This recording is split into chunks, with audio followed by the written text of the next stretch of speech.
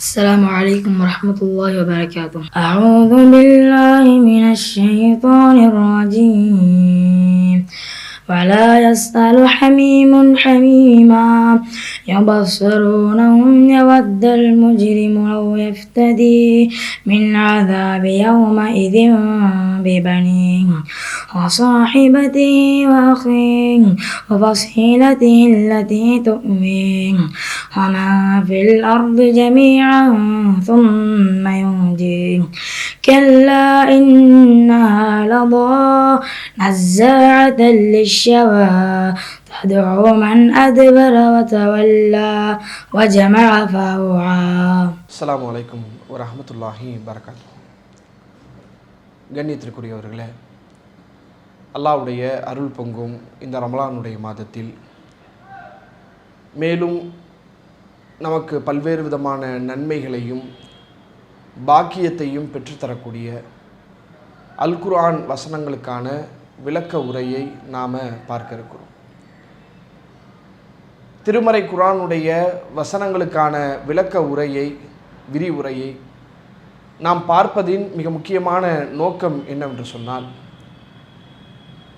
அதுபோன்ற முழுமையான வசனங்களின் கருத்துக்களை நாம் உள்ளார்ந்து ஆழமாக புரியும்போது தான் இறைவன் இந்த வசனங்களின் மூலமாக நம்மிடத்தில் சொல்ல வரக்கூடிய செய்திகள் என்ன, நாம் பெற வேண்டிய மாற்றங்கள் என்ன, இதன் மூலம் இறைவன் இந்த உலகத்திற்கு எப்பேற்பட்ட நன்மைகளை எல்லாம் எடுத்து சொல்கிறான் என்பதை அந்த வசனங்களோடு சேர்ந்து அதனுடைய விரிவுரைகளையும் விளக்க உரைகளையும் பார்க்கும்போது நாம் இன்னும் ஆழமாக, இன்னும் தெளிவாக, இன்னும் முழுமையாக அந்த வசனத்தினுடைய கருத்தை உள்வாங்கிக் கொள்ள முடியும்.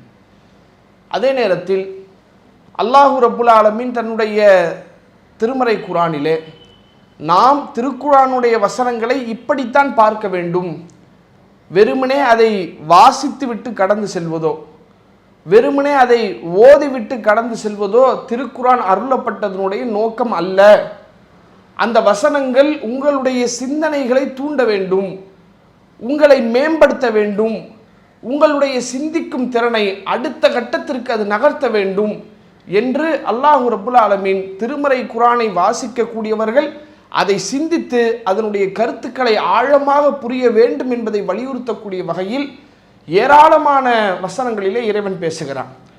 ஒரு இடத்துல அல்லாஹ் கேட்கிறான், வலக்கது யஸ்ஸர்னல் குர்ஆன லிذிக்ர் ஃபஹல் மின் முத்தக்கிர். இந்த குர்ஆனை நீங்கள் சிந்திப்பதற்கு நாம் மிக லேசாக ஆக்கியிருக்கிறோம், உங்களிலே படிப்பினை பெறக்கூடியவர்கள் யாரேனும் இருக்கிறீர்களா? இந்த திருமறை குர்ஆனுடைய வசனங்களை வாசித்து அதிலிருந்து நல்ல படிப்பினைகளை பெறுவதற்கான ஏராளமான வாய்ப்புகளை உங்களுக்கு எளிமையாக்கி தந்திருக்கிறேன், இதை நீங்கள் பயன்படுத்த வேண்டாமா என்று அல்லாஹு ரப்புல் ஆலமீன் கேட்கிறான். இன்னொரு இடத்துல இறைவன் பேசுகிறான், இறையச்சவாதிகளை பற்றி பேசக்கூடிய நேரத்தில் இறைவன் சொல்லுகிறான், அல்லதீன இதா துக்கிரு பி ஆயாத்தி ரப்பிஹிம்.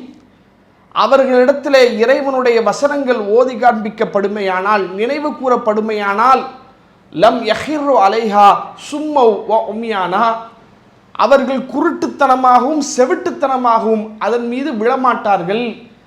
ஒரு வசனம் சொல்லப்படுகிறது என்றால் அதனுடைய கருத்து என்ன, இதன் மூலம் இறைவன் என்னிடத்தில் என்ன விஷயத்தை நாடுகிறான், இதன் மூலம் அல்லாஹ் என்னிடம் சொல்ல வரக்கூடிய செய்தி என்ன என்பதை சிந்தித்து நல்லுபதேசம் பெறக்கூடியவர்களாகத்தான் இருப்பார்களே ஒழிய அது கேட்டோம் கடந்து செல்கிறோம் என்ற எண்ணத்தில், என்ற நிலைப்பாட்டில் ஒரு இறையச்சவாதி இருக்க மாட்டான் என்று அல்லாஹு ரப்புல் ஆலமீன் தன்னுடைய திருமறையில் சொல்லி காட்டுகிறான்.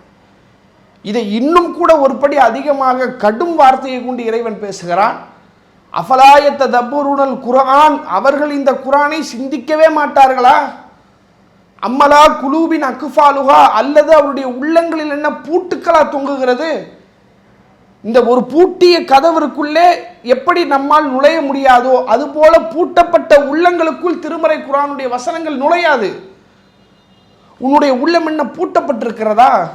இந்த வசனங்களை நீ சிந்திக்க வேண்டாமா, யோசிக்க வேண்டாமா, இதில் எவ்வளவு ஆழமான கருத்துக்களை நான் சொல்கிறேன் என்பதை நீ உற்று நோக்க வேண்டாமா என்று அல்லாஹ் ரப்புல் ஆலமீன் தன்னுடைய திருமறையிலே திருக்குர்ஆனுடைய வசனங்கள் என்பது வெறுமனே வாசித்து கடந்து செல்லக்கூடிய ஒன்று அல்ல, வெறுமனே ஓதி கடந்து செல்லக்கூடிய ஒன்று அல்ல.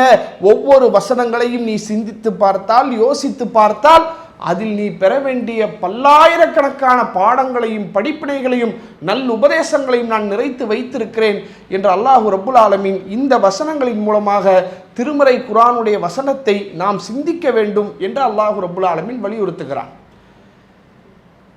அப்ப அந்த சிந்தனையினுடைய ஒரு ஊற்று கண்ணாக, ஒரு வாய்ப்பாக திருக்குர்ஆனுடைய வசனத்தை நேரடியாக நம்முடைய சிந்தனையை கொண்டு சிந்திக்கக்கூடியதற்கு முன்பாக இந்த வசனத்திற்கு எப்படியெல்லாம் விளக்கங்கள் இருக்கிறது, ஒரு வசனத்திற்கு இன்னொரு வசனத்தின் மூலம் இறைவன் எப்படி விளக்கத்தை சொல்கிறான், அல்லது நபிகள் நாயகம் ஸல்லல்லாஹு அலைஹி வஸல்லம் அன்னவர்கள் இந்த வசனத்தை எப்பேற்பட்ட சூழ்நிலையில் நமக்கு சொன்னார்கள், நபிகள் நாயகம் ஸல்லல்லாஹு அலைஹி வஸல்லம் அன்னவர்கள் இந்த வசனம் குறித்து ஏதேனும் கூடுதல் விளக்கங்களை நமக்கு சொல்லி இருக்கிறார்களா என்பது போன்ற செய்திகளை நாம் தெரிந்து கொள்வது நம்முடைய சிந்தனையை தூண்டக்கூடிய வகையில் அமையும்.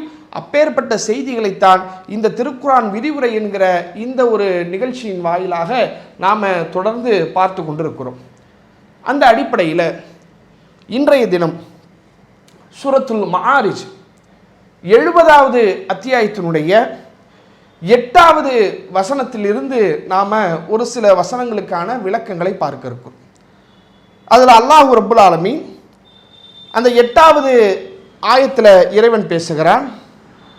யௌம தக்கூனு சமாவு கல் முகுல், அந்நாளில், அந்நாள் என்றால் மறுமை நாள், அந்நாளில் தக்கூனு சமாவு கல் முகுல், வானம் உருக்கப்பட்ட உலோகத்தை போல மாறும்.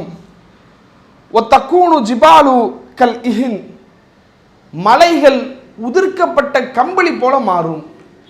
மறுமை நாள் தொடர்பான, அந்த மறுமை நாளிலே ஏற்படக்கூடிய நிகழ்வுகள் தொடர்பாக, அந்த நாளில் மனிதன் அந்த மறுமையை எப்படி பார்ப்பான், அதில் எப்பேற்பட்ட சூழ்நிலைகள் எல்லாம் ஏற்படும் என்பதை கடும் அச்சுறுத்தலோடு இந்த வசனங்களை எல்லாம் படிக்கும்போது அந்த மறுமை நாள் என்பது கற்பனைக்கு அப்பாற்பட்ட நெருக்கடியை, கற்பனைக்கு அப்பாற்பட்ட சிரமத்தை மனிதனுக்கு கொண்டு வந்து சேர்க்கக்கூடிய ஒரு நாள். அது சாதாரண நாள் அல்ல, அது படு பயங்கரமான ஒரு நாள் என்பதை நம்முடைய உள்ளத்திலே ஆணி அடித்தது போல் சொல்லக்கூடிய வசனங்களாக இந்த மஆரிஜுடைய அத்தியாயத்தினுடைய இந்த வசனங்கள்லாம் இருக்கிறது. அப்போ அந்த நாளை பற்றி அல்லாஹ் சொல்லும்போது அது எப்படி இருக்கும், அந்த மறுமை நாளினுடைய காட்சி எப்படி இருக்கும் என்பதை இறைவன் சொல்கிறான். யௌம தக்கூனு சமாவு கல் முகுல், நீங்கள் பார்க்கக்கூடிய இந்த வானம் அது உருக்கப்பட்ட உலோகத்தை போல மாறிவிடும். வானம் என்பது எத்தனை பெரிய ஒரு உயர்ந்த உறுதியான திடமான ஒரு படைப்பு. சுப்ஹானல்லாஹ். அல்லாஹ் அடுத்து இன்னொன்று சேர்த்து சொல்றான் பாருங்க, நீங்கள் பார்க்கக்கூடிய வானமும் சரி, நீங்கள் பார்க்கக்கூடிய மலையும் சரி. வானம் எப்படி ஒரு பிரம்மாண்டமான படைப்போ அதுபோல மலைகள் என்பது கடுமையான வலிமை உடைய ஒரு படைப்பு. குர்ஆன்ல இன்னொரு இடத்துல அல்லாஹ் சொல்லி காட்டுகிறான், இந்த மலைகளை முளைகளாக நாம் ஆக்கியிருக்கிறோம். எப்படி ஒரு பொருள், ஒரு செவுத்துல ஒரு ஆணி அடிக்கிறோம், ஒரு வால் கிளாக் மாற்றுறதுக்கு ஒரு ஆணி அடிக்கிறோம், அந்த ஆணி எப்படி அந்த வால் கிளாக்கை தாங்கி நிற்குதோ அதுபோல இந்த பூமிக்கு அடியில் இருக்கக்கூடிய தட்டுகள் அது ஒன்றோடு ஒன்று முட்டிவிடக்கூடாது, மோதிவிடக்கூடாது என்பதற்காக ஆங்காங்கே அல்லாஹ் மலைகளை வைத்து ஆணி எடுத்தார் போல் அடித்து வைத்திருக்கிறான். அந்த அடியில் இருக்கக்கூடிய தட்டுகள் ஒன்றோடு ஒன்று மோதி விடுமையானால் பூமி நிலை குலைந்து போய்விடும். அது நிலை குலைந்து போகக்கூடிய காட்சி எப்போது ஏற்படும்? அது மறுமை நாளில் ஏற்படும். ஏன்? அப்போதுதான் மலைகள் உதிர்க்கப்பட்ட பஞ்சுகளை போல பறந்துவிடும். இந்த ஆணி இருக்கிற வரையும் தாங்க அது ஸ்ட்ராங்காக ஒன்னோட ஒன்று உரசாமல் நிற்கிது. இந்த ஆணியை எடுத்துட்டா அது ஆட்டோமேட்டிக்காக ஒன்றோடு ஒன்று சேர்ந்து பூமி சர்வநாசமாகிவிடும். அதைத்தான் அல்லாஹ் சொல்கிறான், அந்த மறுமை நாளில் வானம் என்பது உருக்கப்பட்ட உலோகத்தை போல, பூமியில நீ பார்த்து வியக்கக்கூடிய இந்த மலைகள் இருக்கிறதே அது உதிர்க்கப்பட்ட கம்பளியை போல காற்றிலே பறக்கும். மலைகள் இல்லாத பூமி கற்பனையே செய்ய முடியாத ஒரு நிகழ்வு.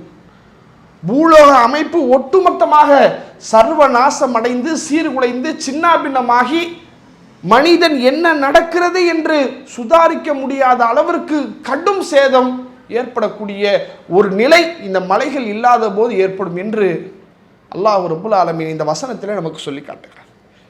இதில் இன்னொன்று இருக்குது. என்னன்னா, இந்த உலகத்தில் மனுஷன் எதையெல்லாம் பெருசாக பார்த்துக்கிட்டு இருக்கிறானோ அதையெல்லாம் ஒன்றுமில்லாமல் நான் ஆக்கிடுவேன். நீங்கள் திருக்குரானில் இன்னொரு இடத்துல நூஹ் அலைஹிஸ்ஸலாத்து வஸ்ஸலாம் அவர்களுடைய காலத்தில் நடந்த ஒரு நிகழ்வு, நூஹ் நபி அவர்களுடைய சமுதாயம் அழிக்கப்படக்கூடிய அந்த ஒரு நிகழ்வு, ஒரு நீண்ட நெடிய வரலாறு. ஒரு கப்பலை கட்டுகிறார்கள். அந்த கப்பலை கட்டி அல்லாஹ்வுடைய கட்டளையின் பேரில் ஒவ்வொரு உயிரினங்களுடைய ஜோடிகளாக நூஹ் அலைஹிஸ்ஸலாத்து வஸ்ஸலாம் அவர்கள் அந்த கப்பலில் ஏற்றிக்கொண்டே இருக்கிறார்கள். அந்த நேரத்தில் வானத்திலிருந்து மழை பொழிகிறது, பூமியிலிருந்து தண்ணீர் ஊற்றாக பெருக்கெடுத்து ஓடிக்கொண்டிருக்கிறது. கொஞ்சம் கொஞ்சமாக கப்பல் மிதக்க ஆரம்பிக்கிறது. அந்த நேரத்தில் நூஹ் நபி அவர்கள் தன்னுடைய மகனை அழைக்கிறார்கள். யா புனைய இருக்க மாயனா, என்னுடைய மகனே வந்து இந்த கப்பலில் ஏறிக்கப்பா, மறுத்த கூட்டத்தில் ஒருவராய் நீ மாறிவிடாதே என்று தன்னுடைய மகனை நோக்கி அழைத்தார்கள். அப்ப அந்த மகன் சொன்ன பதில் என்ன தெரியுமா? சாவியிலா ஜபலின் வயாசிமுனி மினல்மா, அதோ தெரிகிறதே ஒரு மலை, அந்த மலைக்கு மேலே சென்று இந்த தண்ணீரிலிருந்து என்னை நான் காப்பாற்றிக் கொள்வேன். அப்படின்னா என்ன? மலை எவ்வளவு உயரமானது, அந்த மலை அளவுக்கா தண்ணி வந்துற போது, அது அளவுக்கா தண்ணீருடைய வரத்து இருக்க போது, எனவே நான் அந்த இடத்துல போய் நின்றுக்கிட்டு என்னை என்னால் காப்பாற்றிக்க முடியும் என்று அவன் தர்க்கிட்டான்.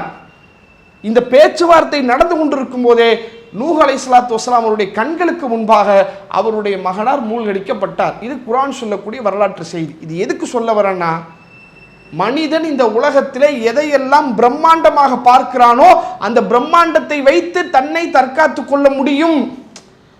ஒரு மலையை பார்க்குறாங்க, இவன் என்ன நினைப்பான்? அந்த மலையை தோண்டி அதுக்குள்ளே உட்கார்ந்துக்கிட்டா நம்மளை யாரும் தாக்க முடியாதுல்ல. ஒரு காலத்தில் அப்படி தான் இருந்துச்சு. நீங்கள் பல நூறு ஆண்டுகளுக்கு முன்பு வாழ்ந்த மன்னர்கள் எல்லாம் மலைகளையே குகைகளாக நோண்டி அதற்குள்ளே வாழ்ந்தார்கள் பாதுகாப்பாக.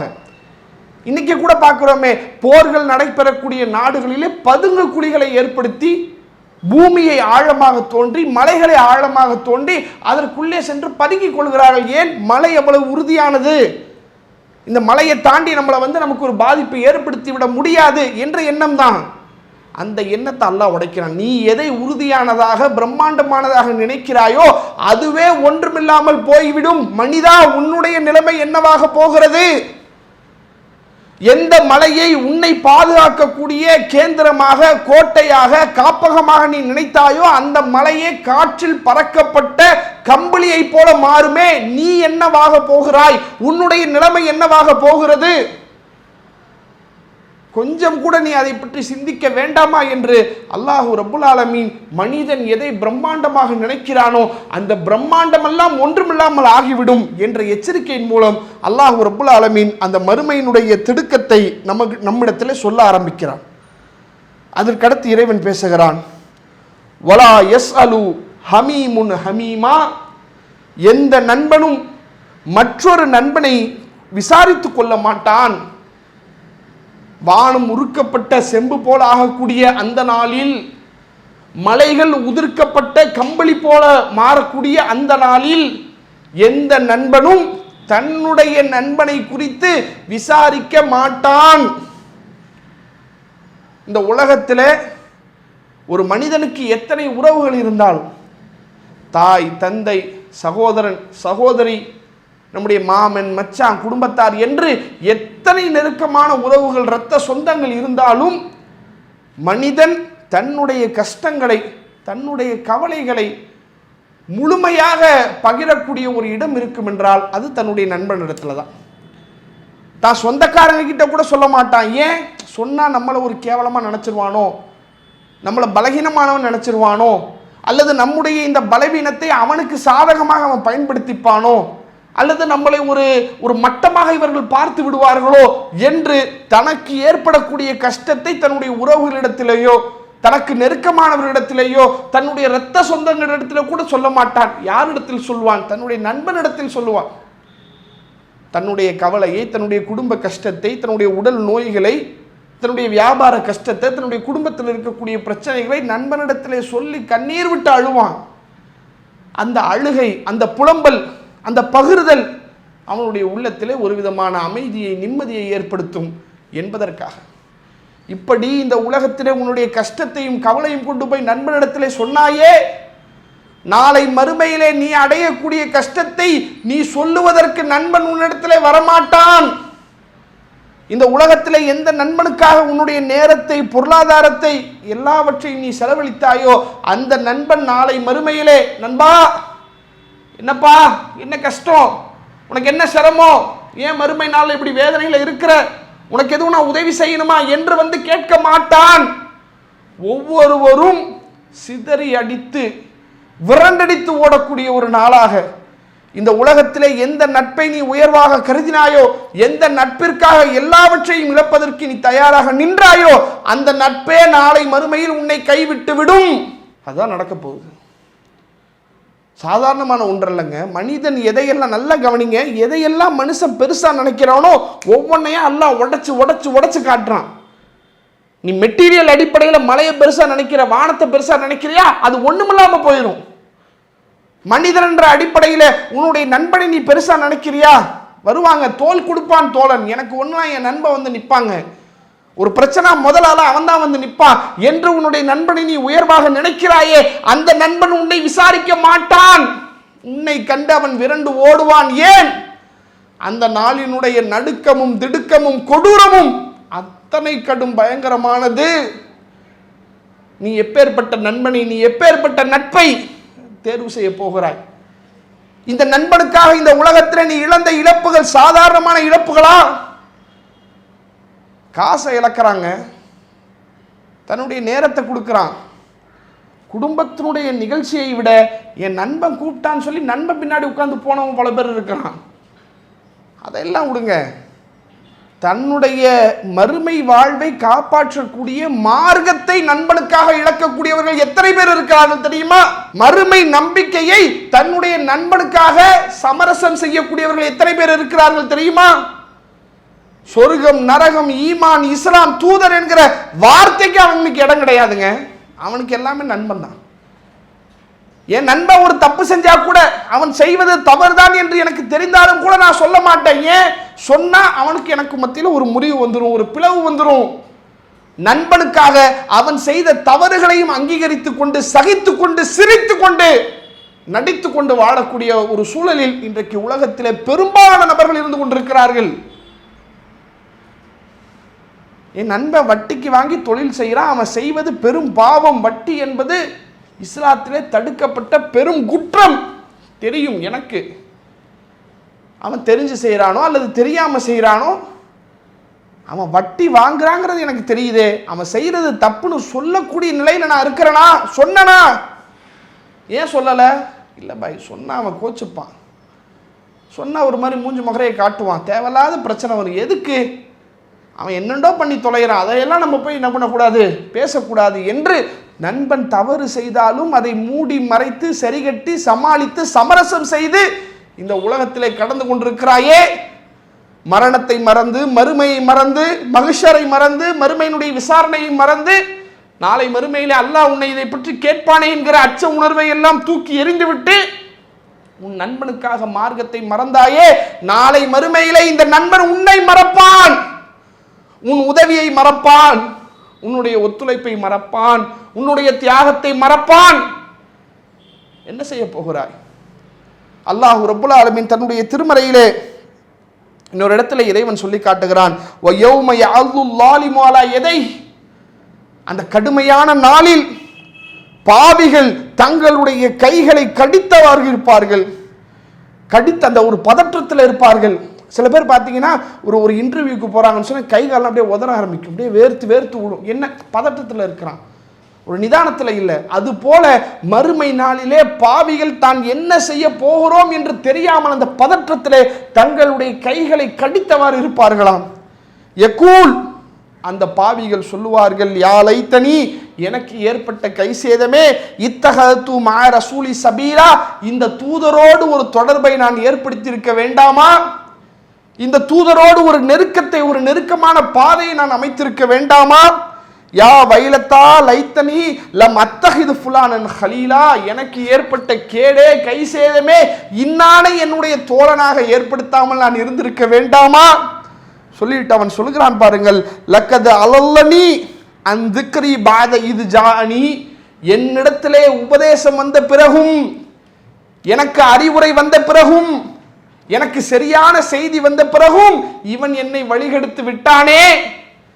உடனே பார்த்துக்கலாம், உலகத்தில் யாரும் செய்யாததா, யாரும் வாங்காததா, இஎம்ஐல ஃபோன் வாங்க போறேன்டா என்று ஃப்ரெண்டு கிட்ட போய் சொல்லுவான். இவன் என்ன சொல்லணும், டேய் இஎம்ஐ வட்டிடா, அதில் ஏன்டா போய் விழுகிற, அப்படி ஃபோன் வாங்கி உனக்கு என்னடா அவசியம் வந்துருச்சு, அப்படி என்னடா உனக்கு அவசரம், சேர்த்து வை, இருக்கிறத சரி பண்ணி யூஸ் பண்ணு, கொஞ்ச நாள் போகட்டும், வேற ஏதாவது யார்கிட்ட கடன் வாங்கு, அல்லது நீ பொருளாதாரத்தை சேர்த்து வச்சு அதன் மூலமாக வாங்கு, வட்டியின் பக்கம் போகாதடா என்று சொல்லி அதை விட்டு தடுக்கக்கூடியவனாக இருந்திருக்கணும். இவன் என்ன பண்ணா, வாங்கடா, யார் ஊர் உலகத்தில் எவனும் வாங்காததா, யாரும் செய்யாததா, இஎம்ஐ இல்லாம யாரா வாழ்ந்துகிட்டு இருக்கிறா, வாங்கடா பார்த்துக்கலாம், கெட்டிக்கலாம், மாசம் 1500 தானடா, மாசம் 2000 தானடா, 2000 உன்னால கட்ட முடியாதாடா என்று வட்டியை நோக்கி தள்ளக்கூடிய கேடுகட்ட வழிகாட்டியாக நண்பன் இன்றைக்கு மாறிக்கொண்டிருக்கிறானே.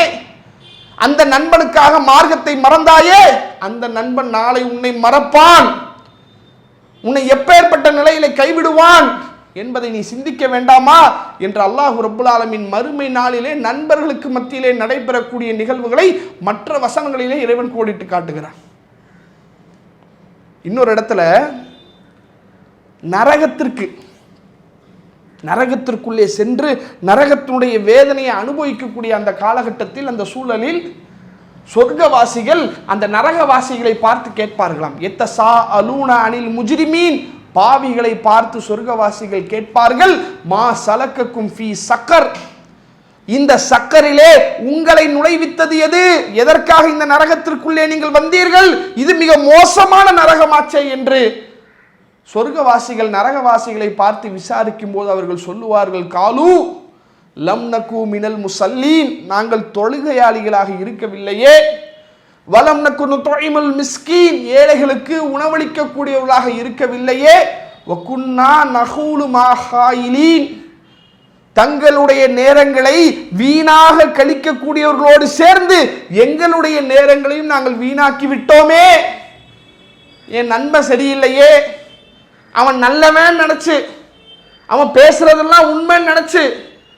என் நண்பனை போல யாரா என்று என் நண்பனுக்காகவே என் வாழ்க்கையை கழிச்சேனே, கடைசியில அந்த நண்பனின் மூலமாகத்தான் நான் நரகத்துக்கு வந்து சேர்ந்து இவ்வளவு பெரிய கை சேதத்தை அடைஞ்சிட்டேனே என்று நாளை மறுமையிலே நரகத்திற்கு சென்றவர்கள் புலம்புவார்கள் என்று அல்லாஹ் ரப்புல் ஆலமீன் தன்னுடைய திருமறையிலே பதிவு செய்கிறார். இதன் மூலம் இறைவன் சொல்ல வரக்கூடிய கருத்து என்ன, நாளை மறுமை நாளில் எந்த நண்பனும் இன்னொரு நண்பனை குறித்து விசாரிக்க மாட்டான். எனவே இந்த உலகத்திலே உன்னுடைய நண்பனுக்காக மார்க்கத்தை நீ இழந்து விடாதே, தூதருடைய வார்த்தையை நீ மறந்து விடாதே, இஸ்லாத்தினுடைய செய்திகளை நீ துறந்து விடாதே, மார்க்கத்தினுடைய சட்ட திட்டங்களை பேணக்கூடியவனாக, மார்க்கத்திற்காக உழைக்கக்கூடியவனாக, இந்த இஸ்லாத்திற்காக இணையக்கூடியவர்களாக நண்பனை நீ அமைத்துக்கொள். அப்படிப்பட்ட நட்பு நாளை மறுமையிலே உனக்கு பயன் தரும்.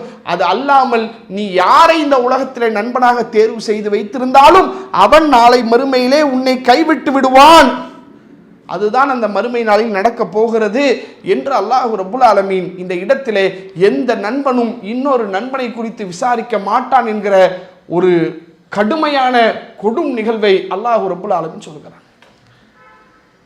இதில் இன்னொரு விஷயத்தையும் நம்ம பார்க்கணும் சகோதரர்களே. பொதுவாக இந்த மறுமை நாளிலே நடைபெறக்கூடிய இன்னொரு பயங்கரமான விஷயம் இருக்கு. அதை அல்லாஹ் அடுத்து பேசுகிறான்.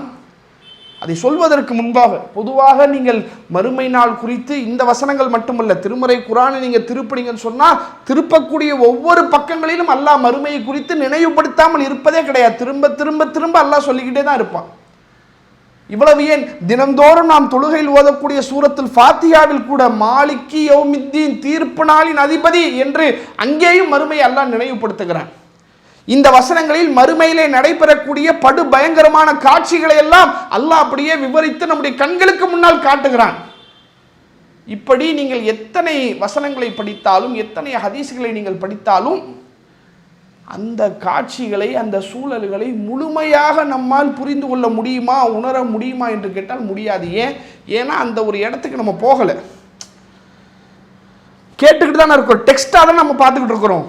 ஒரு டெக்ஸ்ட் அடிப்படையில், ஒரு டெக்ஸ்டில் பார்க்கக்கூடிய விஷயங்கள், அந்த மறுமை நாளுடைய காட்சிகளை குறித்து நம்ம விஷுவலாக அதை பார்க்காததனுடைய விளைவு இது நமக்கு முழுமையான முறையில் நம்முடைய உள்ளத்தோடு ஒட்ட மாட்டேங்குது.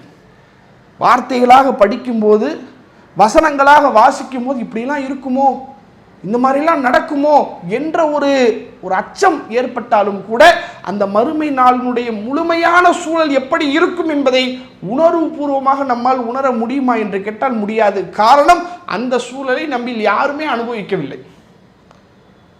உலகத்தில் கூடங்க நீங்கள் சமீபத்தில் பார்க்கலாம், குஜராத் அகமதாபாத்தில் ஒரு ஃப்ளைட்டு ஆக்சிடெண்ட் ஏற்படுகிறது. கிட்டத்தட்ட ஒரு 242 பயணிகள் இருந்த அந்த ஃப்ளைட், குஜராத்திலிருந்து அது லண்டனுக்காக அந்த ஃப்ளைட்டு டேக் ஆஃப் ஆகுது. ஆனால் கொஞ்சம் நேரத்தில் ஒரு மருத்துவ கல்லூரியினுடைய பிஜி ஹாஸ்டல் மேலே அந்த ஃப்ளைட்டு விழுவுது.